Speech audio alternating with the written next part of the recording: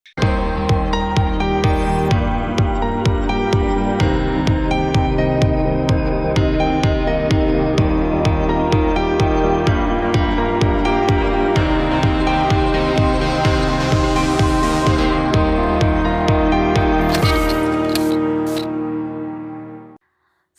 Everyone, welcome to our channel. बच्चे लोग, हम लोग पढ़ रहे हैं क्लास 12 बिजनेस स्टडीज के अंदर चैप्टर नंबर 11 मार्केटिंग मैनेजमेंट।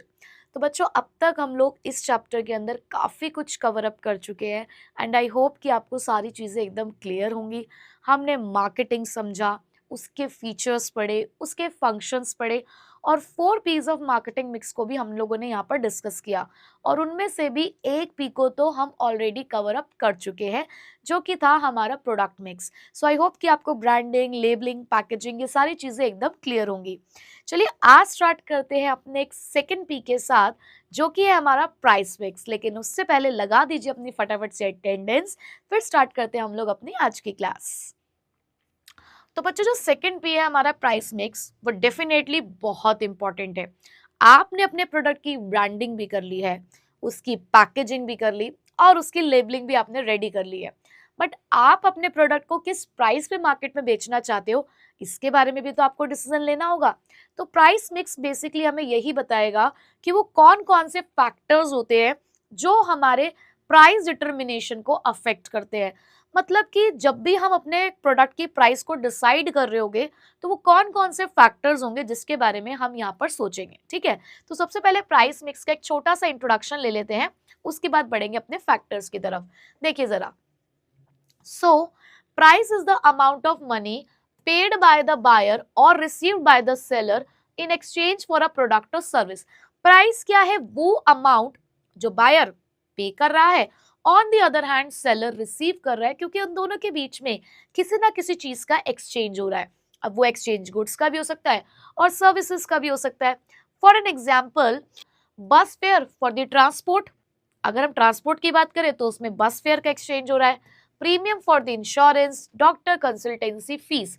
तो इन सभी चीजों के अंदर हम एक्सचेंज कर रहे हैं या तो प्रोडक्ट या सर्विस, और बदले में एक अमाउंट जो है वो पे किया जा रहा है ताकि वो गुड्स या सर्विसेज हम लोग खरीद सके। ठीक है, so pricing is one of the most important element of marketing mix. तो मार्केटिंग मिक्स का एक बहुत इंपॉर्टेंट एलिमेंट है। क्यों? क्योंकि कोई भी प्रोडक्ट मार्केट में बिना प्राइस टैग के तो बेचा ही नहीं जा सकता है। क्या, एक बात बताओ, तुम अपना बिजनेस स्टार्ट कर रहे हो, तुम मार्केटर बनने जा रहे हो, तो क्या फ्री में अपने सामान को बेचोगे? क्या बिना प्राइस डिसाइड करे मार्केट में सामान को बेचोगे? नहीं ना कहीं तुम्हें पहले से ये डिसाइड करना होगा कि तुम मार्केट में अपने प्रोडक्ट को किस प्राइस पे बेचना चाहते हो। तो बिना प्राइस टैग के तो कोई भी प्रोडक्ट मार्केट में नहीं बेचा जाता है। एज वेल एज आपके प्रोडक्ट की डिमांड को बहुत ज्यादा इन्फ्लुएंस करती है आपके प्रोडक्ट की price. It is a strong competitive weapon. और जो मार्केट में कंपटीशन आता है, उस कंपटीशन से लड़ने में भी आपका जो प्राइस का डिसीजन है वो बहुत इंपॉर्टेंट रोल प्ले करता है। Also it directly affects the revenue and profits of the firm. Definitely ultimately जो आप पैसा कमाने जा रहे हो वो इस प्राइस पे ही डिपेंड करता है कि कितना आप रेवेन्यू जनरेट करेंगे और उसके हिसाब से आपको कितना प्रॉफिट होगा, वो इसी के अकॉर्डिंग पता चलेगा। ठीक है, सो आई होप यहां तक तो आपको बात समझ में आ गई होगी। तो चलिए बात करते हैं फैक्टर्स अफेक्टिंग प्राइस डिटर्मिनेशन की, जिसके लिए हमें क्या पढ़ना है? Cost usually considers government policies and marketing. Cost usually considers government policies and marketing. और इसी में ही ऑलमोस्ट सारे फैक्टर्स मैंने यहाँ पर आपके छुपा दिए हैं। जैसे कि अगर बात हो रही है कॉस्ट की, तो कॉस्ट से मतलब है प्रोडक्ट कॉस्ट, और उसके बाद यूजुअली का यू हमारा है यूटिलिटी एंड डिमांड के लिए, सी है हमारा कंपटीशन के लिए, गवर्नमेंट है हमारे पास गवर्नमेंट एंड लीगल रेगुलेशंस के लिए, पॉलिसी का पी है हमारा प्राइसिंग ऑब्जेक्टिव्स के लिए, और ये मार्केटिंग है हमारे पास मार्केटिंग मेथड्स के लिए। ठीक है, अब मैंने ब्रैकेट में कुछ बातें यहाँ पर लिखी हुई हैं, बट अभी इसके ऊपर डिस्कशन में नहीं करूंगी। पहले मैं आपको पढ़ा देती हूँ सारे फैक्टर्स, उसके बाद हम इसके ऊपर वापस आएंगे। ठीक है, तो तब तक याद रखिए, cost usually considers government policies and marketing. ठीक है, तो चलिए बढ़ते हैं सबसे पहले पॉइंट की तरफ, प्रोडक्ट कॉस्ट। किसी भी कमोडिटी की प्रोडक्ट कॉस्ट। अब जैसे कि हम कोई भी अगर एक प्रोडक्ट ले, चलिए फिर से एक एग्जांपल की तरफ बढ़ते हैं। अब मैं आपके सामने एक प्रोडक्ट लेकर आई हूं, मेरे हाथ में है ये सेवलॉन का हैंड सैनिटाइजर जेल, ठीक है। तो अब इस प्रोडक्ट की अगर मुझे प्राइस डिसाइड करनी है, बेसिकली इसकी फिलहाल जो प्राइस इसके ऊपर प्रिंटेड है वो है 25 रुपीज, ठीक है। तो अब कंपनी ने जब इसकी प्राइस डिसाइड करी होगी तो माइंड में कुछ तो आया होगा ना। तो अगर हम बहुत ही एक रैशनल सेलर की बात करें, एक रैशनल मैन्युफैक्चरर की बात करें, तो किसी भी प्रोडक्ट की प्राइस को डिसाइड करते टाइम सबसे पहले माइंड में आता है कि इसको बनाने में कितना पैसा लगेगा। हमने जो इसको बनाया है, इसके अंदर जो मटेरियल है उसको बनाने में, उसके बाद इसको सर्व करने में, इसकी पैकेजिंग में भी पैसा लगा होगा, इसको मार्केट तक लेकर आने में भी पैसा लगा होगा, कुछ लेबर कॉस्ट भी लगी होगी। तो बहुत सारे फैक्टर्स होंगे जिसकी वजह से इसके ऊपर, इसको बनाने के ऊपर कुछ खर्चा हुआ होगा हमारा, है ना। यानी कि किसी भी प्रोडक्ट को बनाने के लिए जो पैसा खर्च होता है उसे ही हम बोलते हैं उसकी प्रोडक्ट कॉस्ट। अब तुम लोग इतने समझदार अब तक हो चुके हो, इतने पढ़े लिखे हो चुके हो कि अब तक मुझे लगता है कि कॉस्ट के बारे में तो जानते ही होगे। अपनी कॉमर्स की बचपन में माइक्रो इकोनॉमिक्स के अंदर कॉस्ट के बारे में तो पढ़ा ही था ना, कि कॉस्ट कितनी तरीके की होती है। तो वहां आपने दो तरीके की कॉस्ट पढ़ी थी, वेरिएबल कॉस्ट और फिक्स्ड वेरिएबल कॉस्ट। तो चलो याद दिलाती हूँ तुम्हें कुछ कुछ पुरानी कहानियां, और एक नई चीज भी पढ़ाऊंगी। तो बच्चों वहां आपने दो तरीके की कॉस्ट पढ़ी, एक थी आपकी वेरिएबल कॉस्ट और एक थी आपकी फिक्स्ड कॉस्ट। वेरिएबल कॉस्ट का मतलब होता है ऐसी कॉस्ट जो चेंज हो जाती है with the level of output, यानी कि जैसे जैसे आप अपना आउटपुट बढ़ाते जाते हो वैसे वैसे हमारा वेरिएबल कॉस्ट भी बढ़ती जाती है। जैसे कि अगर आपने 10 यूनिट्स प्रोड्यूस करी तो 10 यूनिट के हिसाब से रॉ मटेरियल लगा। अब जैसे जैसे तुमने 20, 30, 40 यूनिट्स पे तुम पहुंचने लग गए तो रॉ मटेरियल का यूसेज भी बढ़ने लगा। चलो एक एग्जांपल देती हूँ। हमारा राजू, आपको तो पता ही है, पुराना चाय वाला हमारा, आज भले ही वो बड़ा आदमी बन गया हो लेकिन कहाँ से शुरुआत की थी उसने? उसने शुरुआत तो चाय बनाने से ही की थी ना। तो हमारा राजू जब 10 कप चाय बनाता था तो 10 कप के हिसाब से चाय पत्ती, चीनी, दूध, अदरक ये सब इस्तेमाल करता था। बट जैसे जैसे उसके चाय का जो प्रोडक्शन है वो बढ़ने लगा, यानी कि 20 कप्स, 30 कप्स, 50 कप्स, जब वो इस लेवल तक पहुंच गया तो उसी हिसाब से उसको चाय पत्ती, चीनी और अपना दूध वगैरह इन सब चीजों का इस्तेमाल करना पड़ा। इसका मतलब जैसे जैसे आउटपुट बढ़ता जा रहा था वैसे वैसे उसकी रॉ मटेरियल की कॉस्ट यानी कि वेरिएबल कॉस्ट बढ़ रही थी। राजू ने अपने एक दोस्त को काम पर लगाया। उसने कहा सुनो छोटू, तुम मेरी दुकान पे काम करो, ठीक है। मैं भाई चाय बेचता हूं तो तुम मुझे असिस्ट करो, मैं तुम्हें महीने के 5,000 रुपए सैलरी दूंगा। ठीक है भाई, वाह भाई वाह, छोटू को 5,000 रुपए सैलरी मिल रही है। और उसने ये बोला कि अगर तुम ज्यादा से ज्यादा मेरे पास कस्टमर लेकर आओगे, तो जितने भी कस्टमर तुम लेकर आओगे, तो अगर मैं 10 रुपए कप चाय बेचता हूं तो उसमें से 1 रुपए पर कप तुम्हारा, यानी कि 10 में से 9 रुपए मैं रखूंगा और 1 रुपए मैं तुम्हें दे दूंगा। तो जितनी ज्यादा कप बिकते चले जाएंगे, यानी कि जितनी ज्यादा कप ऑफ टी बिकती चली जाएगी, उतना ही तुम्हारा जो प्रॉफिट है वो इंक्रीज होता जाएगा, यानी कि तुम्हारी जो रेम्यूनरेशन है वो बढ़ती जाएगी। लेकिन हाँ, 5,000 तुम्हारे फिक्स है, उसमें कोई दिक्कत नहीं है। तो यहाँ पर हमने 1 पैसा तो उसका फिक्स कर दिया, 5,000 सैलरी, बट 1 पैसा उसका ऐसा है जो बढ़ रहा है with the level of output. तो यही होता है सेमी वेरिएबल कॉस्ट, यानी कि ऐसी कॉस्ट जो कुछ पार्ट तो उसका फिक्स्ड होता है लेकिन कुछ पार्ट उसका वेरिएबल होता है। तो जब भी कोई पर्सन, जब भी कोई मैन्युफैक्चरर अपने प्रोडक्ट की प्राइस डिसाइड करता है तो वो इन 3 तरीके की कॉस्ट पे ध्यान देगा, फिक्स्ड कॉस्ट, वेरिएबल कॉस्ट और सेमी वेरिएबल कॉस्ट। तो सबसे पहले करेगा वो उन सभी का टोटल। जैसे कि मान लो अगर किसी की वेरिएबल कॉस्ट आती है 2 रुपए, फिक्स्ड कॉस्ट आती है 1 रुपए और सेमी वेरिएबल कॉस्ट भी आती है 1 रुपए, मतलब कि 4 रुपए तो उसको खर्च करने पड़ते ही उस प्रोडक्ट को बनाने के लिए।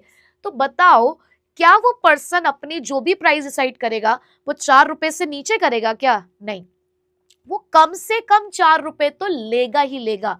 तो ये जो मैंने वर्ड बोला कम से कम 4 रुपए लेगा, तो प्रोडक्ट कॉस्ट आपको एक मिनिमम प्राइस का अंदाजा दे देती है कि अगर आप प्राइस डिसाइड करने जा रहे हो तो कम से कम इतना पैसा तो आपको लेना ही पड़ेगा।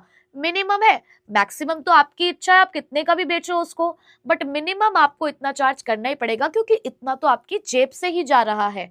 समझ आई बात? तो बेटा प्रोडक्ट कॉस्ट क्या होता है जरा देखो एक बार, कहानी मुझे लगता है आपको समझ आ गई होगी। So cost of producing, distributing, selling the product sets the minimum price. तो आप जब अपने प्रोडक्ट को बनाते हो तो सिर्फ उसकी प्रोडक्शन की कॉस्ट नहीं, जैसे कि मैंने अभी आपको सैनिटाइजर दिखाया, मैंने आपको बताया ना कि इसका रॉ मटेरियल कॉस्ट होगा, इसको ट्रांसपोर्ट करने का कॉस्ट होगा, लेबर भी लगी होगी, है ना, उसको बेचने में भी कुछ पैसा खर्च होता होगा। तो जब भी कोई प्रोडक्ट हम मैन्युफैक्चर करते हैं तो उसकी कॉस्ट में उसकी प्रोडक्शन की, उसके डिस्ट्रीब्यूशन की, उसकी सेलिंग की कॉस्ट भी होती है। और जब हम इन सभी कॉस्ट का सम टोटल करते हैं तो हमें एक मिनिमम प्राइस मिल जाता है, यानी कि फ्लोर प्राइस। फ्लोर प्राइस क्या होता है बेटा? फ्लोर का होता है, नीचे होता है ना, तो कम से कम इतना तो हमको चार्ज करना है, इस बात का अंदाजा हमें लग जाता है। So firm usually add a margin of profit over the total cost. अब फर्म क्या करेगी, एक मिनिमम प्राइस लेवल मिल गया, उसके ऊपर प्रॉफिट ऐड ऑन होगा और आपको पता चल जाएगा कि मार्केट में आप उसे कितने का बेचने वाले हो, ठीक है। So cost can be the fixed cost. Fixed cost मतलब that do not change with the output, जो आपके आउटपुट के साथ चेंज नहीं होती है, जैसे कि आपकी फैक्ट्री का रेंट, मैनेजर की सैलरी। बट वेरिएबल कॉस्ट क्या होती है? That changes with the output, जो आउटपुट के साथ बदल जाती है, जैसे कि आपकी raw material cost, power, fuel, labour. उसके बाद सेमी वेरिएबल कॉस्ट क्या है? जिसका कुछ पार्ट तो फिक्स्ड है लेकिन कुछ पार्ट वेरिएबल, जैसे कि सेल्समैन की सैलरी प्लस उसका कमीशन, कि हमने अपने यहाँ सेल्समैन रखा है कि आपको ज्यादा से ज्यादा सेल करानी है, सैलरी आपकी फिक्स है और जितने ज्यादा आप बेचोगे उसके हिसाब से हम आपको कमीशन दे देंगे, ठीक है। तो जैसे एक एग्जांपल है हमारे पास कि एक चेयर को मैन्युफैक्चर करने की कॉस्ट 500 रुपए है, तो कंपनी यहाँ पर कम से कम 500 रुपए तो लेगी। वो 600 भी ले सकती है, 700 भी ले सकती है, ताकि वो अपनी कॉस्ट को भी कवर कर ले और थोड़ा सा प्रॉफिट भी कमा ले। क्लियर? सो आई होप कि आपको प्रोडक्ट कॉस्ट क्लियर होगा। प्रोडक्ट कॉस्ट के अंदर हमने ये पढ़ा कि किसी भी प्रोडक्ट को बनाने के लिए, उसको मार्केट तक ले जाने के लिए कितना पैसा खर्च करना पड़ता है, और जितना पैसा खर्च करना पड़ रहा है वो हमारे लिए एक मिनिमम लेवल है कि कम से कम हम उतना चार्ज जरूर करेंगे, ठीक है। चलिए आगे बढ़ते हैं। नेक्स्ट है बच्चे हमारे पास यूटिलिटी। अब थोड़ा सा ना यहाँ पर है हमारी इकोनॉमिक्स, क्योंकि जहां पर पैसों का हिसाब किताब है, डिमांड है, तो अकाउंटेंसी के साथ साथ थोड़ी सी इकोनॉमिक्स भी हमारी आएगी। अब बच्चों यूटिलिटी की बात हो रही है, अब मुझे आप बताइए कि यूटिलिटी का मतलब क्या होता है। आप लोगों ने ये भी माइक्रो इकोनॉमिक्स में पढ़ा है। तो बच्चों यूटिलिटी का मतलब वहां आप लोगों ने पढ़ा था सेटिस्फैक्शन से, या हम वैसे बोले इसका अनदर टर्म है बेनिफिट्स, कि कोई प्रोडक्ट आपको कितना बेनिफिट दे रहा है या कोई प्रोडक्ट आपको कितना सेटिस्फैक्शन लेवल दे रहा है, वही उसकी यूटिलिटी को डिफाइन करता है। अब जब भी आप अपने प्रोडक्ट की प्राइस डिसाइड करते हो तो आपको ये चेक करना पड़ेगा ना मार्केट में कि आपका प्रोडक्ट कंज्यूमर को कितना लेवल ऑफ सेटिस्फैक्शन देगा, या आपके प्रोडक्ट की मार्केट में डिमांड कैसी है। आपका प्रोडक्ट ऐसा है जिसके पीछे कस्टमर भाग रहा है, एकदम पागल है आपके प्रोडक्ट के लिए, वो जा ही नहीं सकता आपका प्रोडक्ट लिए बिना, उसको आदत है आपके प्रोडक्ट की, तो आप उस हिसाब से प्राइस चार्ज करोगे। But on the other hand अगर आपको ये पता है कि आपका प्रोडक्ट ऐसा है कि कहीं कॉम्पिटिटर्स भी है, आपने अगर प्राइस में ज्यादा ऊंच नीच करी तो आपका कस्टमर जा भी सकता है आपके प्रोडक्ट को छोड़ के, उसके पास कुछ और ऑल्टरनेटिव्स भी है, तो आप उस हिसाब से प्राइस चार्ज करोगे। मतलब कि आपको प्रोडक्ट की यूटिलिटी और डिमांड दोनों के बारे में यहाँ पर सोचना होता है। चलिए देखिए फिर जरा यहाँ पर क्या बात कही है उसके बारे में। The utility means the usefulness, यानी कि कितना यूजफुल है वो प्रोडक्ट आपके लिए, and the buyers demand sets the upper limit. जहां पर product cost lower limit set करती है, वहीं पे यूटिलिटी और बायर की डिमांड उसकी अपर लिमिट सेट करती है कि ज्यादा से ज्यादा आप कितना चार्ज कर सकते हो, ज्यादा से ज्यादा आपका कस्टमर आपके प्रोडक्ट के लिए प्राइस पे कर सकता है, कितना पे कर सकता है वो, तो वो आपको यहाँ पर चेक करना होता है, ठीक है। So buyer pay only up to the level where the utility is greater than और इक्वल टू द प्राइस। ये कहानी भी आप पढ़ के आ चुके हो कि एक बायर किसी भी प्रोडक्ट के लिए सिर्फ उतना ही पैसा पे करना पसंद करता है, या तो उसका सेटिस्फेक्शन जितनी वो प्राइस पे कर रहा है उसके बराबर हो या उससे ज्यादा हो। अब इसका एग्जांपल ना मैं ऐसे देती हूँ कि अगर मैं किसी को यूटिलिटी या सेटिस्फेक्शन समझाऊं, कि जैसे हम ना कभी कोई मूवी देखकर आते हैं, हाल फिलहाल में बहुत सारी मूवीज अभी रिलीज हुई है, तो हमारा जो मूवीज के लिए रिव्यूज होते हैं ना, जब हम वहां से हॉल से बाहर निकलते हैं तो कुछ लोगों के मुंह से ऐसे निकलता है पैसा वसूल मूवी, पैसा वसूल। तो बेटा जब वो ये बोल रहे होते हैं ना पैसा वसूल, तो इन दिस केस हम ये कह रहे हैं कि यूटिलिटी प्राइस के बराबर है, कि भाई जितना मैंने पैसा दिया ना उतने के बराबर मुझे सेटिस्फैक्शन मिला, बहुत मजा आया मुझे पिक्चर देख के, पैसा वसूल हो गया। ठीक, पैसा दिया उसने, मजा आ गया उसको, ठीक है। कई लोगों को आपने ये कहते हुए भी सुना होगा कि भाई इतने की तो टिकट नहीं थी जितने का मजा आया हमको, क्यों? क्योंकि सामने भी एक पिक्चर चल रहा था और हॉल में भी बहुत सारा पिक्चर चल रहा था, तो हम एक साथ मल्टीपल पिक्चर देख रहा था, तो हमको तो लगता है कि हमने जो 500 रुपए का टिकट खरीदा, 250 रुपए का टिकट खरीदा, हम तो 1000 का मजा लेकर आया उसमें। क्यों होता है? बहुत लोगों को मजा आता है वहां जाके। तो बेटा यहाँ पर जो यूटिलिटी है वो ग्रेटर देन प्राइस है। भाई आपको सेटिस्फैक्शन ज्यादा मिल रहा है जितना प्राइस पे करके आए हो, और वहीं पे कुछ लोग ऐसे कहते हुए निकलते हैं बकवास मूवी, पैसा खराब हो गया, बिल्कुल पैसा खराब हो गया, मतलब कि जितना उन्होंने पैसा पे किया उसके बराबर उनको सेटिस्फैक्शन नहीं मिला। तो भाई बताओ ऐसी चीजों के लिए कोई पैसा क्यों पे करना चाहेगा? तो पैसा एक बायर वहीं तक पे करना चाहेगा जहां सेटिस्फैक्शन या तो ज्यादा होगा या प्राइस के बराबर होगा। ठीक है, तो ये चीज आपने चेक कर ली। ठीक है, अब उसके बाद आपको थोड़ा सा लॉ ऑफ डिमांड पर भी ध्यान देना है। अब लॉ ऑफ डिमांड पर आपको क्या ध्यान देना है? आपको भी ये चीज पता है कि डिमांड इंक्रीज होती है हमेशा तब जब प्राइस फॉल होती है, कि जब जब मार्केट में प्राइस फॉल होती है तब तक डिमांड बढ़ती है। तो हमें पता है लॉ ऑफ डिमांड के अकॉर्डिंग कि जब जब मार्केट में प्राइस बढ़ती है क्वांटिटी डिमांडेड घट जाती है, बट वहीं पे अगर प्राइस कम हो जाती है तो क्वांटिटी डिमांडेड बढ़ जाती है। उसके साथ साथ मैं आपको एक और कॉन्सेप्ट बताती हूँ, ये साथ साथ आप मेरे लिख लेना, आप ये वाला पॉइंट भी ऐड करिएगा जरूर, इलास्टिसिटी का। ठीक है, हम जब अपने प्रोडक्ट की प्राइस चेक करते हैं ना तो उसकी इलास्टिसिटी भी चेक करते हैं कि हमारे प्रोडक्ट के लिए कंज्यूमर की डिमांड इलास्टिक है या इनइलास्टिक है। अब इलास्टिक का मतलब क्या होता है बेटा? डिमांड का चेंज हो जाना। मान लो पेप्सी और कोका कोला प्राइस डिसाइड कर रहे हैं, ठीक है, अब उन्हें लग रहा है कि पेप्सी कोका कोला है, हमारे पास और भी बहुत सारे ऑल्टरनेटिव्स हैं अब इस फील्ड के अंदर, तो जब ये लोग प्राइस डिसाइड कर रहे होंगे ना तो इनको ये देखना है कि कंज्यूमर की प्राइस हमारे प्रोडक्ट के लिए इलास्टिक है या इनइलास्टिक है, कि अगर हमने प्राइस में थोड़े से चेंजेस किए तो हमारा कस्टमर यू टर्न ले लेगा, कहीं और चला जाएगा। तो अगर प्राइस इलास्टिक होती है, सॉरी, अगर डिमांड इलास्टिक होती है तो आपको प्राइस जनरली कम ही चार्ज करनी चाहिए। बट अगर आपको पता है कि आपके प्रोडक्ट की लत लग चुकी है कंज्यूमर को, आप जो क्वालिटी दे रहे हो आपका कंज्यूमर उस क्वालिटी को पसंद करता है, कि एक बार इस प्रोडक्ट को जिस कंज्यूमर ने खरीद लिया फिर वो इधर उधर नहीं झांकता जाके, उसको पता है कि मैं तो यही लूंगा, तो ऐसे में आपके प्रोडक्ट के लिए कंज्यूमर की डिमांड कैसी है? इनइलास्टिक है भाई। तो इनइलास्टिक डिमांड्स के टाइम पर आप अपनी प्राइस ज्यादा भी चार्ज कर सकते हो। तो ये भी एक फैक्टर है जो आप प्राइस डिसाइड करते हुए under the utility and demand आप कंसिडर कर सकते हो। ठीक है, तो देखिए जरा इसका एग्जाम्पल क्या है कि एक टूथपेस्ट बेचा जाता है 60 रुपए की प्राइस पर, में सीधा हाई डिमांड, क्योंकि हाई डिमांड है, but the same toothpaste at 150 rupees will face a fall in demand. भाई 60 रुपए पे रखा, हाई डिमांड दिखी, बट 150 रुपए अगर आपने प्राइस कर दी तो डिमांड तुरंत कम हो जाएगी। क्यों? टूथपेस्ट तुम्हारे जैसे बेचने वाले बहुत लोग हैं मार्केट के अंदर, बहुत कंपटीशन है मार्केट में, तो तुम सोचो कि तुम ही राजा भाई हो, ऐसा कुछ नहीं है, राजा बाबू बहुत है हमारे इस टूथपेस्ट के एरिया में। ठीक है, तो ऐसे भी प्राइस चार्ज आपको हाई नहीं करनी है। ठीक है बच्चों, चलो सेकंड पॉइंट भी क्लियर हो गया, आगे बढ़ते हैं। Third is extent of competition in the market. Market में कैसा कंपटीशन है? मार्केट में कैसा कंपटीशन है? हमारे राजू भाई ने जब अपनी दुकान खोली ना तो उस टाइम पर उस गली मोहल्ले में कोई कंपटीशन नहीं था, किसी ने भी ऐसे चाय की दुकान नहीं खोली हुई थी, सारे लोग राजू भाई के पास आते थे। तो राजू भाई ने रखा हुआ था 15 रुपए का एक कप, 15 रुपए का एक कप बेचते थे वो। क्यों? दूर दूर तक कोई कंपटीशन ही नहीं था, तो ऐसे में राजू भाई ने प्राइस कैसी रखी? जब लो कंपटीशन था हाई रख दी। और धीरे धीरे राजू को देखा देखी उसके अपने ही कुछ दोस्तों ने हर थोड़ी दूरी पे एक दुकान खोल ली चाय की।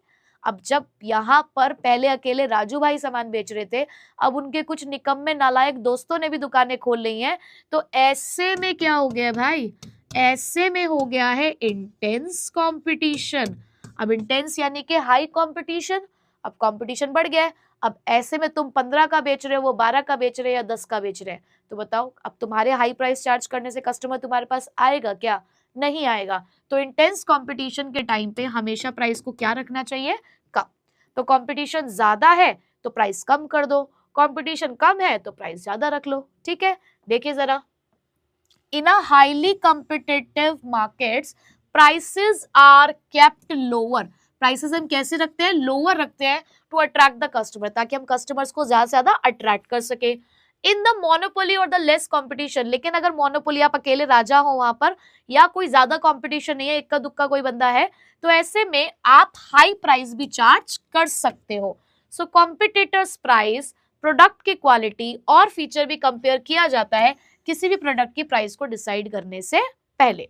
जैसे कि स्मार्टफोन इंडस्ट्री के अंदर एप्पल जो है वो चार्ज करता है premium due to brand value. भाई देखो, वो तो अपनी ब्रांड वैल्यू के अकॉर्डिंग प्रीमियम चार्ज करते हैं। उसके अलावा इसके कंपैरिजन में जो शाओमी है, इसके कंपैरिजन में जो अदर एंड्रॉइड कंपनीज है हमारे पास, वो जनरली आपको लोअर प्राइस पे देखने को मिलती है। क्यों? क्योंकि वो एक कंपटीशन फेस कर रही हैं, तो कम्पीट करने के लिए वो तो प्राइसेस को कम ही रखेंगी ताकि वो ज्यादा से ज्यादा मार्केट शेयर को कैप्चर कर सके। ठीक है, I hope level of competition या एक्सटेंट ऑफ कंपटीशन भी आपको क्लियर होगा। आगे बढ़ते हैं। नेक्स्ट देखिए, गवर्नमेंट एंड लीगल रेगुलेशन। अब क्या होता है ना, कई बार किसी चीज की प्राइस हम डिसाइड कर रहे हैं, लेकिन कुछ चीजें ऐसी होती है जिसकी प्राइस डिसाइड करने के अगर पूरे अधिकार हमने मैन्युफैक्चरर, प्रोड्यूसर, सेलर, रिटेलर, मतलब इन सब लोगों को दे दी, तो हो सकता है कुछ प्रोडक्ट के केसेस में गड़बड़ हो सकती है। जैसे कि कुछ लाइफ सेविंग ड्रग्स होती है ना, कुछ ऐसी दवाइयां जो हम कहते हैं कि हमारे लिए क्या है, संजीवनी बूटी का काम करती है। तो ऐसे में अगर मैन्युफैक्चरर के हाथ में अगर हम लोगों ने जिम्मेदारी दे दी कि भैया आप ठीक है, आप प्राइस चार्ज करो, तो वो तो बहुत हाई प्राइस चार्ज कर लेंगे। और कुछ इसेंशियल कमोडिटीज होती हैं जो हर घर में इस्तेमाल हो रही है, वो एक रिच क्लास में भी, रिच क्लास ऑफ पीपल के यहाँ पे भी इस्तेमाल हो रही है, हमारी जो लोअर मिडिल क्लास पॉपुलेशन है उसके यहाँ भी इस्तेमाल हो रही है, पुअर क्लास ऑफ पॉपुलेशन है उसके यहाँ भी इस्तेमाल हो रही है। तो कुछ कमोडिटीज ऐसी हैं जो हर क्लास ऑफ पॉपुलेशन इस्तेमाल करती है, तो ऐसे में उसका प्राइस भी तो वैसे ही डिसाइड होना चाहिए ना। तो इन सभी चीजों को ध्यान में रखते हुए कुछ कमोडिटी की प्राइस डिसाइड करने के लिए गवर्नमेंट खुद आती है।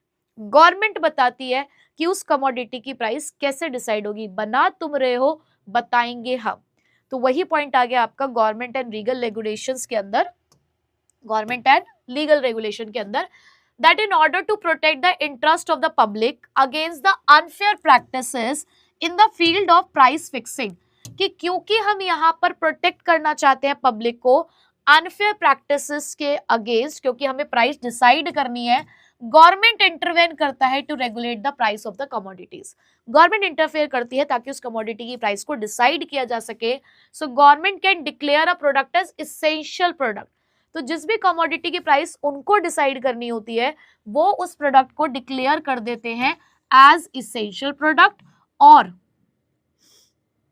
रेगुलेट करते हैं उसकी प्राइस। जैसे कि जिस भी मेडिसिन को उन्होंने इसेंशियल ड्रग डिक्लेयर किया होगा ताकि पर्टिकुलर डिसीज को ट्रीट किया जा सके, तो उसकी प्राइस वो खुद फिक्स करेंगे। So by doing so government can intervene in fixing the lower price for the public benefit. तो ऐसे में गवर्नमेंट आती है, इंटरफेयर करती है और लोअर प्राइस उसकी चार्ज करती है। सो मुझे कमेंट बॉक्स में अब आप लोग ये बताएंगे कि वो कौन सी कमोडिटीज है जो आपके घर में इस्तेमाल होती है ऑन अ डेली बेसिस और उसकी प्राइस गवर्नमेंट डिसाइड करती है। तो मुझे डेफिनेटली आप लोग ये कमेंट बॉक्स से बताएंगे अपनी रिसर्च करके कि हाँ, ये चीज है जिसकी प्राइस गवर्नमेंट डिसाइड कर रही है। ठीक है, चलिए आगे बढ़ते हैं। अब नेक्स्ट आता है प्राइसिंग ऑब्जेक्टिव। अब हमने इतनी सारी चीजें पढ़ ली, पर हमें हमारे प्रोडक्ट के टुवर्ड्स जो भी हम प्राइस डिसाइड कर रहे हैं अपने प्रोडक्ट के लिए, उसके लिए हमारा प्राइसिंग ऑब्जेक्टिव क्या है। तो यहाँ पर यही चीज समझाई गई है that apart from the profit maximisation, कुछ हमारे प्राइसिंग ऑब्जेक्टिव भी होते हैं कि हम हमेशा प्रॉफिट मैक्सिमाइजेशन को ही दिमाग में लेकर नहीं चलते, हमारे अपने भी कुछ प्राइसिंग ऑब्जेक्टिव्स होते हैं जिसे बताएंगे कुछ एमसीक्यू। बिल्कुल, जिसे बताएंगे कुछ एमसीक्यू। तो बेटा एम से है यहाँ पर मार्केट शेयर, सी से है कॉम्पिटिटिव मार्केट और क्यू से है बेटा क्वालिटी लीडरशिप। तो जब आप अपने प्रोडक्ट की प्राइस डिसाइड करते हुए प्राइसिंग ऑब्जेक्टिव को कंसीडर करते हो तो इन 3 बातों का आप ध्यान रखेंगे। पहली बात, obtaining the market share leadership. आप प्राइस डिसाइड कर रहे हो, आप ये सोच रहे हो कि आपको मार्केट में अपनी लीडरशिप एस्टैब्लिश करनी है, आपको मार्केट में राजा बनना है, आप चाहते हो कि ज्यादा से ज्यादा लोग आप ही का सामान खरीदे, तो ऐसे में आपको कस्टमर को अट्रैक्ट करना है। तो आपकी रणनीति क्या कहेगी उस टाइम पे? ऑलरेडी बहुत सारे लोग अपने पैर जमा कर बैठे हैं, लेकिन आप चाहते हो कि आप उनके पैर को पीछे करो और सिर्फ आप ही आप दिखो, आप ही का शो चले पूरी मार्केट में। तो ऐसे में आपको अपने कस्टमर्स को अट्रैक्ट करने के लिए आपको स्टार्टिंग में प्राइस को कम ही रखना होगा। अगर आप ज्यादा मार्केट शेयर कैप्चर करना चाहते हो तो आपको स्टार्टिंग में प्राइस कैसी रखनी होगी? कम। ठीक है, तो पहली बात हो गई कि अगर मार्केट शेयर बनाना है तो प्राइस कम रखनी होगी। ठीक, दूसरा, आप एक कॉम्पिटिटिव मार्केट में सरवाइव करना चाहते हो, आप खतरों के खिलाड़ी बने, आपने बिजनेस ही कुछ ऐसा स्टार्ट किया जहाँ पे ऑलरेडी बहुत सारे खिलाड़ी बैठे हुए हैं, बहुत सारे धुरंधर हैं और बहुत ही धमाकेदार काम कर रहे हैं, बहुत बढ़िया काम कर रहे हैं। अब ऐसे में आपके सामने बहुत बड़ा चैलेंज है कि आपको उनसे कस्टमर को खींचकर अपनी दुकान पर लेकर आना है। कंपटीशन है मार्केट में बहुत तगड़ा और अब आपको उस कॉम्पिटिटिव एनवायरनमेंट में खुद को सर्वाइवल देना है। तो क्या करेंगे? डेफिनेटली अभी अभी हम पीछे पड़ के आए कि जब भी इंटेंस कंपटीशन होगा तब भी आपको प्राइस क्या करनी पड़ेगी? कम ही रखनी पड़ेगी। ठीक, तीसरी बात जो आप ध्यान रखेंगे, quality leadership, product quality leadership. आप एक ऐसी क्वालिटी का प्रोडक्ट प्रोवाइड करते हैं जो मार्केट में कोई और प्रोवाइड नहीं करता। आप मार्केट में अपने प्रोडक्ट की क्वालिटी से जाने जाते हैं, आप मार्केट में राजा हो अपने प्रोडक्ट की क्वालिटी की वजह से। तो यहाँ आप अपने प्रोडक्ट की क्वालिटी के हिसाब से पैसा चार्ज कर सकते हो। जैसे कि एप्पल जब भी अपने आईफोन की प्राइस डिसाइड करता है तो क्या वो ये देखता होगा कि मार्केट में सैमसंग कितने का बेचा जा रहा है या मार्केट में कोई और अदर फोन कितने का बेचा जा रहा है? नहीं, वो जो चीज यहाँ पर ऑफर कर रहा है वो चीज बहुत सारी अदर कंपनीज ऑफर नहीं कर रही हैं। वो अपनी क्वालिटी, अपने नाम के हिसाब से पैसा चार्ज कर रहे हैं, जो उन्होंने मार्केट में अपनी जगह बना ली है उसके हिसाब से, क्योंकि कहीं ना कहीं वो एक अलग क्वालिटी, एक अलग फीचर प्रोवाइड कर रहे हैं। तो जब आप अपने प्रोडक्ट की क्वालिटी से लीडरशिप एस्टैब्लिश करना चाहते हैं तो अगर हाई क्वालिटी मटेरियल है तो आप ऑब्वियस सी बात है कि हाई प्राइस ही चार्ज करेंगे। ठीक है, तो आई होप कि आपको वर्बली सारी चीजें समझ आ गई होंगी। एक बार पढ़ लेते हैं कि क्या लिखा है। So obtaining the market share leadership के अंदर, if a firm's objective is to obtain the larger share of the market, की अगर किसी फर्म का ऑब्जेक्टिव है कि हमें मार्केट में लार्जर शेयर ऑब्टेन करना है, it will keep the price of its product at a lower level, तो वो लोअर प्राइस चार्ज करेंगे। तो यहां से हमने क्या सीखा कि प्राइस को कम रखना है। Surviving in the competitive market, if the firm is facing the difficulties in surviving the market, अब कोई एक फर्म को डिफिकल्टी हो रही है मार्केट में सर्वाइव करने में, तो ऐसे में it may resort to discounting its product, तो क्या करेंगे? ज्यादा से ज्यादा डिस्काउंट देना शुरू करेंगे, कम प्राइस पे सामान को देंगे ताकि ज्यादा से ज्यादा कस्टमर आ सके। तो यहाँ पे बेसिकली देखा जा रहा है कि प्राइस को कम रखना है। बट थर्ड पॉइंट की अगर मैं बात करूं, अटेनिंग द प्रोडक्ट क्वालिटी की, so in this case normally higher prices are charge. यहाँ पर हम जनरली प्राइस जो है वो हाई चार्ज करते हैं क्योंकि हम हाई क्वालिटी देते हैं और हाई क्वालिटी के लिए बेटा हाई कॉस्ट लगती है। R&D में यानी कि रिसर्च एंड डेवलपमेंट में बहुत पैसा खर्च होता है और उसकी कॉस्ट की वजह से हमें यहाँ पर ज्यादा प्राइस चार्ज करनी पड़ती है। ठीक है, तो अगर हमारे प्राइसिंग ऑब्जेक्टिव इसमें से जो भी होगा उसके हिसाब से हम यहाँ पर पैसा चार्ज करेंगे। चलो अब इसके एग्जाम्पल को समझ लेते हैं। जैसे कि जियो, आप सभी लोग जानते हो कि जब इंटरनेट की दुनिया में जियो ने एंट्री ली तो उस टाइम पर एयरटेल, वोडाफोन, आइडिया, ये लोग हाइक पे थे। इनका एक हाइक प्लस हाइप, आप कुछ भी कह सकते हो, वो एक था मार्केट में। ठीक, अब जियो ने एंट्री मारी। अब जियो को क्यों लोग एक्सेप्ट करते? तो जियो ने लोगों के माइंडसेट पे वर्क किया। सब लालची है, ये सब लालची है, मुफ्त का इन सबको चाहिए, तो फ्री में उन्होंने इंटरनेट दिया कि भाई 1 साल के लिए इंटरनेट बिल्कुल फ्री है। अब मुफ्त में, खुले में इतना सब कुछ मिलेगा, एक ऐसी चीज मिलेगी जिसके ऊपर हम बिल्कुल डिपेंड हो चुके हैं, तो भाई कौन नहीं खरीदेगा? तो सभी लोगों ने यहाँ पर जियो को यूज किया, इस्तेमाल किया। वरना अगर जियो आते ही हाई प्राइस चार्ज करता कि जी मैं, भले ही रिलायंस का बहुत तगड़ा नाम है लेकिन स्टिल वो एक नई चीज थी, तो जब वो नई चीज को मार्केट में लेकर आया तो ऑलरेडी जहां पर कंपटीशन बहुत ज्यादा है और उसने सोचा कि आज ही जाके मैं सारा मार्केट शेयर कैप्चर कर लूं, तो नहीं हो सकता था। कौन एक्सेप्ट करता जियो को ऐसे? तो जियो ने कहा कि पहले इनको अट्रैक्ट करेंगे फ्री में, मुफ्त में, बाद में अपने बेटे की शादी में पैसे तो सारे कवर हो ही जाने हैं, आज नहीं तो कल पैसे तो कवर हो ही जाएंगे, कम से कम आज तो पहले कस्टमर बना ले। तो ऐसे में उन्होंने मुफ्त में बेचना शुरू किया इंटरनेट, और लोग हो गए यूज टू उसके। और जब लोगों को उनको उनकी सर्विसेज, वो सारी चीजें उनको पसंद आने लगी, तो बस एक बार जो जियो से जुड़ा, फिर कोई रेयर ही होगा जो जियो से अलग हुआ होगा, है ना। तो बस ये थी ना उनकी प्राइसिंग ऑब्जेक्टिव, उनकी स्ट्रैटेजी। तो Jio initially use the low prices to capture the market share, ठीक है। इसी तरीके से अगर मैं मर्सिडीज बेंज की बात करूं, तो भाई वो तो प्रीमियम प्राइस चार्ज करते हैं क्योंकि उनकी मार्केट में क्वालिटी लीडरशिप है, उसका एक नाम है, और वो अपने नाम के हिसाब से, अपनी क्वालिटी के हिसाब से पैसे चार्ज करते हैं। And the small retailers may use the discounts to survive in the competitive markets. और ये जो इन्हीं सब चीजों के बीच में जो छोटे छोटे से रिटेलर्स हैं, वो डिस्काउंट देते हैं ज्यादा से ज्यादा, ताकि उनके प्रोडक्ट्स मार्केट में बेचे जा सके। ठीक है जी, आई होप यहां तक भी समझ आ गया होगा। अब बढ़ते हैं अपने आखिरी पॉइंट की तरफ, मार्केटिंग मेथड यूज्ड। अब ठीक है, हमने प्रोडक्ट की कॉस्ट देख ली, हमने मार्केट का कंपटीशन देख लिया, हमारे प्रोडक्ट के लिए कस्टमर की डिमांड भी देख ली, और गवर्नमेंट की पॉलिसीज को भी चेक किया, और अपने प्राइसिंग ऑब्जेक्टिव भी। अब जब हम अपने प्रोडक्ट की मार्केटिंग करते हैं तो हम क्या मेथड इस्तेमाल करते हैं? जैसे कि अगर कोई रेस्टोरेंट आपको फ्री होम डिलीवरी देता है, तो वो कैसी प्राइस चार्ज करता होगा? सो डेफिनेटली आप देख लेना कि उनके ऑनलाइन प्राइसेस ज्यादा ही होते हैं। वो फ्री डिलीवरी, कोई फ्री डिलीवरी नहीं होती बेटा। जो दाल मखनी तुम जब वहां पर जाओगे खाने के लिए, अगर 400 रुपए की है, तो तुम्हें ऑनलाइन 450 की दिख रही होगी। तो ऑब्वियस सी बात है कि ऑलरेडी वो प्राइस वहां पर उन्होंने एड ऑन कर रखी होती है। हम लोग कहते हैं ना कि टूथपेस्ट के साथ टूथब्रश फ्री, तो कभी प्राइस में चेंजेस देखे हैं क्या? वो टूथपेस्ट जितने का पहले आता था, फ्री टूथब्रश के साथ भी क्या वो उतने का ही आ रहा है? नहीं। Buy one get this free, buy 3 and get 1 free, तो 3 की कॉस्टिंग तो तुमने दे ही दी ना। उसमें अगर वो तुम्हें एक फ्री दे रहे हैं, तो बेटा वो बेवकूफ तुम्हें ही बना रहे हैं वहां पर। तो यहाँ पर हम किस तरीके का मार्केटिंग मेथड इस्तेमाल करते हैं, इस पर भी डिपेंड करेगा कि हमें अपने प्रोडक्ट की प्राइस क्या रखनी है। ठीक है, देखो जरा, price fixation process is also affected by the other elements of marketing such as the distribution system, the quality of salesman employed and the type of packaging or the customer service। जैसे कि अगर आप McDonald से कभी online अगर आप मंगवाएं सामान, मतलब फूड मंगवाएं, बर्गर्स वगैरह मंगवा रहे हैं, जो भी आप मंगवा रहे हैं, तो वो पैकिंग चार्जेस अलग से लगाते हैं कि आपकी प्रोडक्ट की कॉस्ट जो है वो तो आपसे वो चार्ज करेंगे ही, बट पैकिंग चार्जेस आपसे अलग से लेंगे।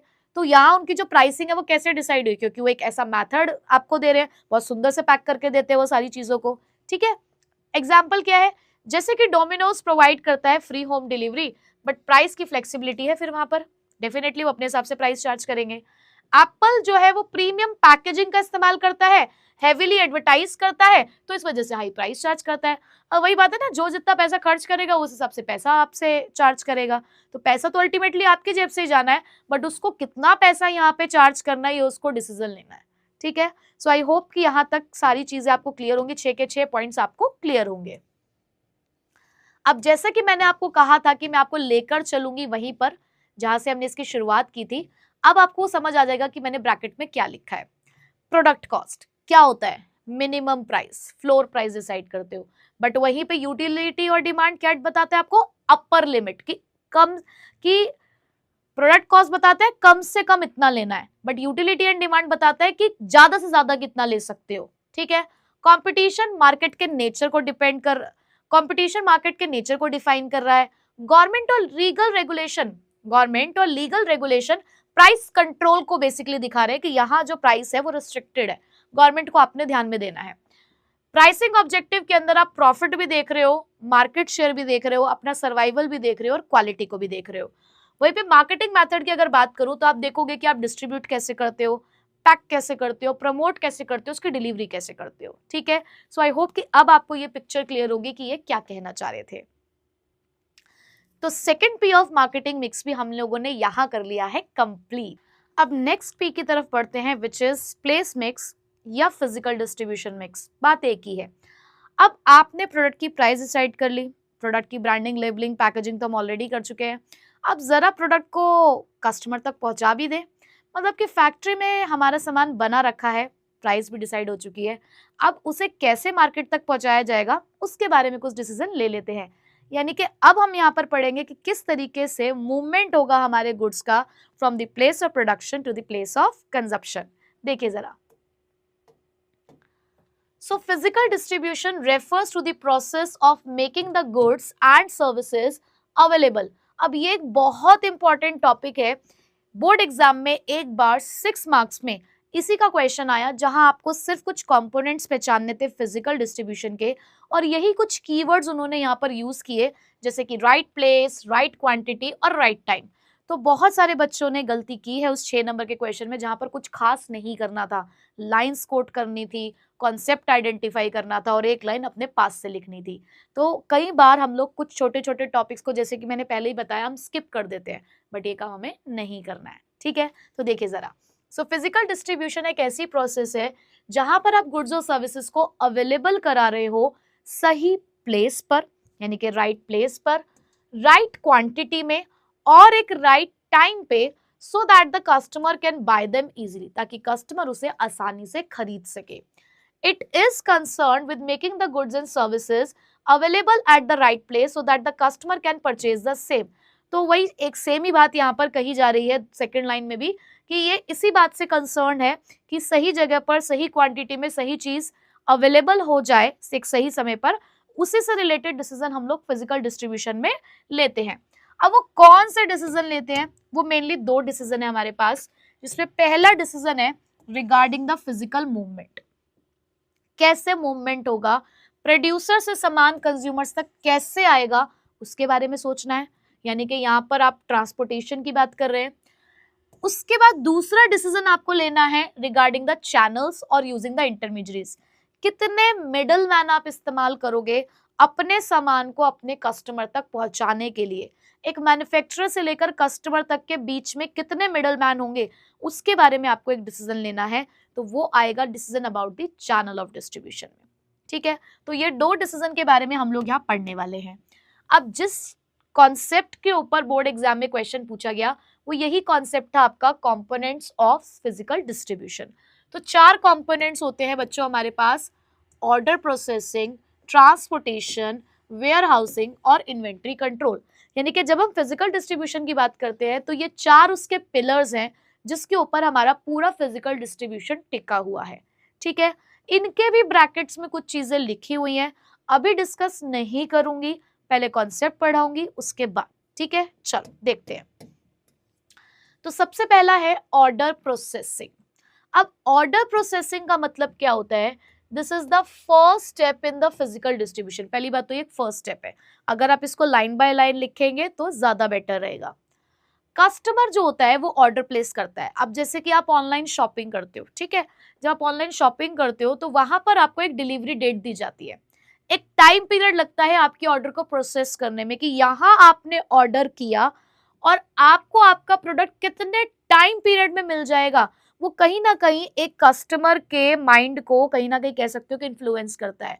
हम जनरली उन्हीं वेबसाइट से सामान मंगवाना पसंद करते हैं जिस वेबसाइट पर सामान टाइमली डिलीवर होता हो, चाहे भले ही हमें थोड़ा सा पैसा एक्स्ट्रा देना पड़ रहा हो कि दूसरी वेबसाइट पे वही सामान थोड़ा सस्ता मिल रहा है, लेकिन वहां पर ऑर्डर प्रोसेसिंग बहुत स्लो है, स्पीडली ऑर्डर प्रोसेसिंग भी नहीं है और सामान भी कुछ गड़बड़ आता है, एक्यूरेट भी नहीं आता, सही भी नहीं आता। बट एक ऐसी वेबसाइट है जो सामान तो सही भेजती है, पैसा लेकिन थोड़ा सा ज्यादा चार्ज करती है, लेकिन ऑर्डर प्रोसेसिंग भी फास्ट है।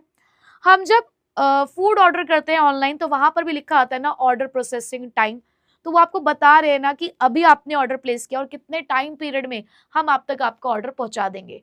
तो आपको फिजिकल डिस्ट्रीब्यूशन में यही डिसाइड करना है कि कब आपके पास ऑर्डर आया और कब आप उसको प्रोसेस करके कस्टमर तक पहुंचा रहे हो, क्योंकि जितना ज्यादा डिले करोगे, जितना ज्यादा गलत चीज दोगे, तो कस्टमर का जो सेटिस्फेक्शन लेवल है वो आपके साथ कम हो जाएगा। ठीक है, देखो, so customer place the order and orders are the communicated to the manufacturers. आपने ऑर्डर प्लेस किया, वही ऑर्डर मैन्युफैक्चरर तक गया, then the goods move through the distribution channel. अब डिस्ट्रीब्यूशन चैनल में उसने घूमना शुरू किया कि मतलब मिडल मैन्स आए, मैन्युफैक्चरर से जो ऑर्डर है वो कहीं और जा रहा है, फिर वो किसी और के पास जा रहा है, तब उसके बाद आपके पास आकर पहुंच रहा है।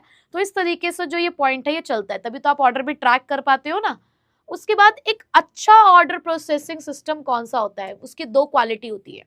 एक तो वो आपको स्पीडली डिलीवरी देता है, प्लस करेक्ट क्वांटिटी और स्पेसिफिकेशन के साथ देता है, मतलब जैसा कहा है वैसा ही देंगे और करेक्ट क्वांटिटी में देंगे।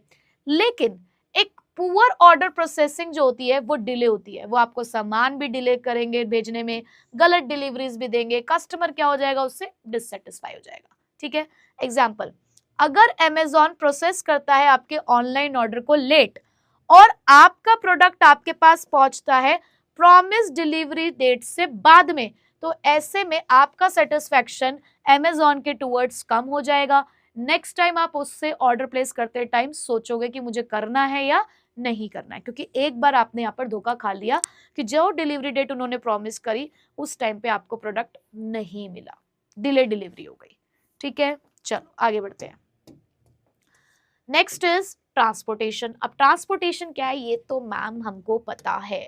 ट्रांसपोर्टेशन का मतलब होता है सामान को इधर से लेकर उधर देना, तो मीन्स ऑफ ट्रांसपोर्ट डिसाइड करना है, डेफिनेटली यही करना है। So it is the means of carrying the goods from the place of production to the place of consumption, एक जगह से सामान को दूसरी जगह पहुंचाना है। क्यों इंपॉर्टेंट है, क्योंकि भाई देखो तुम टीवी पे जितनी मर्जी एडवर्टाइजमेंट शो कर लो, बट जब तक आपका सामान मार्केट में आएगा ही नहीं, कंज्यूमर खरीदेगा कैसे? वो हर बार तो फैक्ट्री विजिट नहीं करेगा ना सामान खरीदने के लिए, तो आपको प्रोडक्ट फिजिकली अवेलेबल कराना ही पड़ेगा। तो इसीलिए इंपॉर्टेंट है, because goods must be physically available, otherwise the sale can not happen. Sale तो नहीं होगी, जितनी मर्जी बढ़ाई करते रहो अपने प्रोडक्ट की, कौन खरीदेगा? जब सामने है ही नहीं तो कौन ही खरीदेगा। ठीक है, next, it creates the place utility. This is the key word, place utility create करता है ये, कि सही प्लेस पर सही टाइम पर सामान को पहुंचाना है। ठीक है, सो प्लेस यूटिलिटी क्रिएट करता है कैसे? By making the product available where the customer need them. जिस जगह पर कस्टमर को उस प्रोडक्ट की जरूरत है उस जगह पर कस्टमर को वो प्रोडक्ट अवेलेबल कराएगा। ठीक है, जैसे कि वेजिटेबल्स आ रही हैं गांव से, ये भी तो ट्रांसपोर्ट की जा रही है ना सिटीज में, सिटी मार्केट्स के अंदर डेली बेसिस पर तुम खा रहे हो ना घर बैठ के आलू गोभी, आलू गाजर, अब तो सर्दियां आने वाली हैं, अब तो सर्दियों में आलू गाजर का बहुत ट्रेंड चलेगा। तो बेटा ये आलू गोभी आलू गाजर तुम्हारे घर तक कैसे आ रही हैं? ट्रांसपोर्टेशन की हेल्प से तो आ रही है ना। अगर ये नहीं होगा तो कैसे मस्त मस्त सब्जी तुम बना बना के खा पाओगे? तो यहाँ पर अगर ट्रांसपोर्टेशन नहीं होता तो सिटी मार्केट्स भी अपनी डिमांड को कभी पूरा नहीं कर पाती। ठीक है, अब सब लोग थोड़ी ना खेतों में जाएंगे खरीदने के लिए। Next, warehousing. तुमने सामान आज बना लिया है, नहीं खरीदने आ रहा कस्टमर, उसे नहीं जरूरत है अभी तुम्हारे सामान की, तो भाई ऐसे में क्या करोगे? सामान को सड़क पे फेंक दोगे क्या? तुम प्रोडक्शन तो एक ही साथ करते हो ना, अब एक साथ ही थोड़ी ना तुम्हारे सामान की जरूरत पड़ती है, एक ही साथ थोड़ी ना कंज्यूमर सब कुछ खा लेगा। तो ऐसे में एक टाइम पीरियड होता है कि कब तुमने सामान बनाया और कब कस्टमर को उसकी जरूरत है, एक टाइम पीरियड है। तो यानी कि यहाँ पर वेयर हाउसिंग सर्व करता है टाइम यूटिलिटी। टाइम यूटिलिटी का मतलब क्या है बेटा? वेयर हाउसिंग का भी मतलब क्या है पहले वो भी देख लेते हैं। It refers to storing and assorting the goods to create the time utility. यानी कि आपको यहाँ पर ये चेक करना है कि कब आपके पास सामान आया है मैन्युफैक्चरर की तरफ से और कब वो मार्केट में चाहिए। ठीक है, so it needed because production and consumption do not always take place at the same time. Production और कंजप्शन सेम प्लेस पे ऐसा नहीं हो सकता। जैसे कि तुम्हारी मम्मी ने खाना बना दिया है, अब तुम लोग अपने मूड में हो, तुम्हें नहीं खाना अभी, मम्मी ने कहा मैंने खाना बना के रख दिया है, अब मैं तुम्हारे लिए वेट नहीं करूंगी, मैंने खाना बना के रख दिया, फ्रिज में रख दिया है, स्टोर कर दिया है, जब मन करे निकाल के गर्म करके अपने आप खा लेना। जब उन्होंने बनाया तब तुम्हारा खाने का मन नहीं किया, और जब तुम्हारा खाने का मन किया तब वो नहीं बना रही हैं, बट क्योंकि यहाँ पर एक फैसिलिटी अवेलेबल थी स्टोरेज की, तो तुमने वहां से निकाला और निकाल के मस्त गर्म करके खाया। तो यहाँ पर वेयर हाउसिंग भी यही रोल प्ले करता है कि तब तक के लिए सामान को स्टोर करके रखता है जब तक उसकी रिक्वायरमेंट नहीं होती। ठीक, कौन कौन से तरीके के वेयर हाउसिंग नीड्स होती है आपकी? दो तरीके की, या तो आप प्रोडक्शन साइट के पास में वेयर हाउस रखोगे ताकि गुड्स जो है वो लॉन्ग टर्म स्टोरेज के लिए अगर रिक्वायर्ड है तो आप उसको रख सकते हो, जैसे कि वीट हो गया, राइस हो गया, कॉटन हो गया, लंबे समय के लिए स्टोर करना होता है इनको।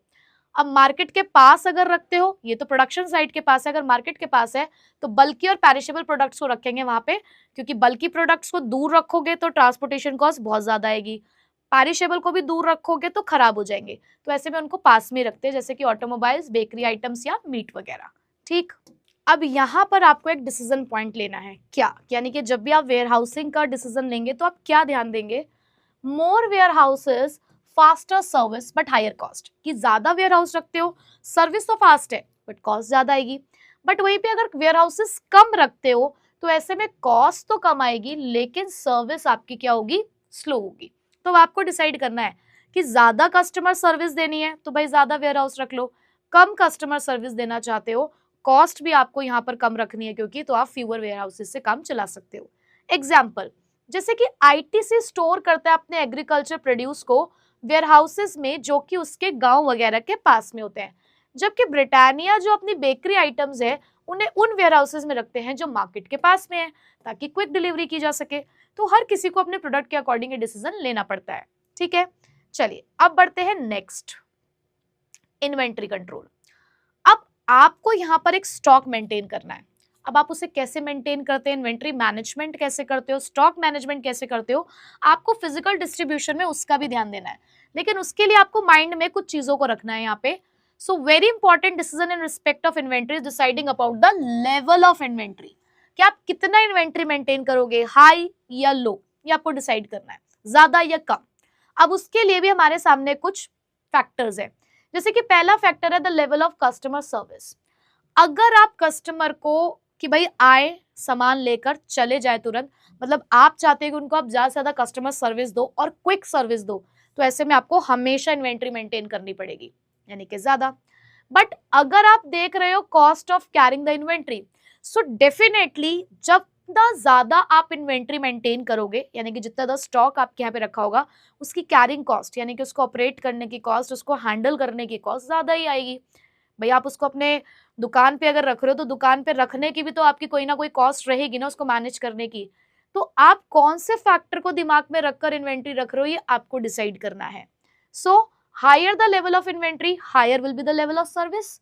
इन्वेंट्री हाई होगी, सर्विस भी हाई होगी, और the opposite goes, higher the level of service और वाइस वर्सा। ठीक है, उसी के अपोजिट जाएगा। Cost of carrying the inventory की बात करूं तो cost of carrying the inventory will also be high because a lot of capital will be tied up in the stock, क्योंकि बहुत सारा पैसा आपका स्टॉक में बंद जाता है। तो कॉस्ट ऑफ कैरिंग जो है, cost of carrying the inventory है, वो हमेशा हाई रहती है अगर आप ज्यादा स्टॉक मेंटेन करते हो तो। सो आपको एक बैलेंस बनाना है कॉस्ट और कस्टमर सेटिस्फैक्शन दोनों के अंदर। जैसे कि एग्जाम्पल की बात करूं तो कोई कार कंपनी है, वो लिमिटेड स्टॉक अपने शोरूम पे मेंटेन करती है, एक ही दिन में सारी कार बनाकर नहीं रखनी ना उनको, सारा स्टॉक एक दिन में नहीं रखना उनको वहां पे। तो वो एक लिमिटेड स्टॉक है कार का, वो शोरूम में रखते हैं, और अगर डिमांड बढ़ती है सडनली तो एक वेटिंग पीरियड होता है उनका, वो उसको इंक्रीज कर देते हैं कि आपको 15 दिन में कार डिलीवर होगी, 20 दिन में कार डिलीवर होगी, 1 महीने में कार डिलीवर होगी, ताकि हमें स्टॉक बनाकर रखना ही ना पड़े, जितने में डिमांड है उतने में तो हम बना दे। ठीक है, सो कस्टमर का डिससेटिस्फैक्शन यहाँ पर, सॉरी, बट अब इसका क्या नुकसान है कि if the demand rises suddenly, अब अचानक से डिमांड बढ़ गई तो अब सामान तो बना हुआ है नहीं क्योंकि हमने तो लिमिटेड स्टॉक रखा हुआ है, तो ऐसे में वेटिंग पीरियड बढ़ जाएगा। आपको कार 1 महीने में डिलीवर हो रही है, 2 महीने में डिलीवर हो रही है, जहां 15 दिन में डिलीवर हो जाती है, तो ऐसे में कस्टमर क्या हो जाएगा, डिससेटिस्फाइड। अब जैसे कि दिवाली है, लोग चाहते हैं कि चल दिवाली पे ही कार ले ले, अब ऐसे में आपको कंपनी ने बहुत ज्यादा वेटिंग पीरियड दे दिया जो दिवाली के बाद का है, तो अभी यार डिससेटिस्फाइड हो जाओगे ना। ठीक है, तो ये बहुत सारे फैक्टर्स होते हैं जो आपको दिमाग में रखने होते हैं। अब फिजिकल डिस्ट्रीब्यूशन में फिर से मैं आपको वहीं लेकर जाऊंगी जहां से हमने शुरुआत की थी। देखिए जरा क्या था, अब आपको समझ आ जाएगा। अब ऑर्डर प्रोसेसिंग कैसा होना चाहिए, एक्यूरेट और स्पीडली। आपको एक्यूरेट यानी कि सही चीज और टाइम से आपको वहां पर डिलीवर करनी है। ट्रांसपोर्टेशन आपको प्लेस यूटिलिटी देता है, टाइमली मूवमेंट करता है गुड्स और सर्विसेज का।